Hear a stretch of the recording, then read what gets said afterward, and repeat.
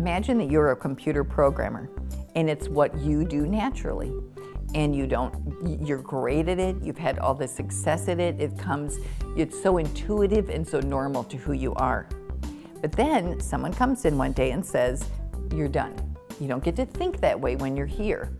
What's going to happen now is you're going to be a public speaker. So we want you to just put away that part of you that's really good at being a computer programmer. We're not going to do that right now. You're going to be a public speaker, and we're not really going to train you on how to be a public speaker. We're just going to say, start. We're going to give you tests. We're going to give you kind of measure your ability, and it starts today. So that's it. You're a public speaker starting now. It may not be familiar to you. You're not comfortable, but it is what you have to be now. This is a lot of what it's like for visual kids who are very artistic, open-ended kind of thinking.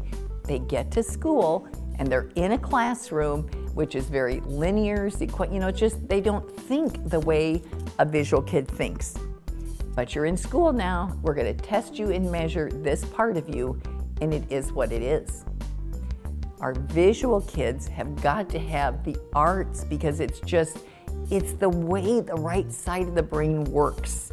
It's the way their thinking happens. It nurtures. It's just natural and intuitive to them.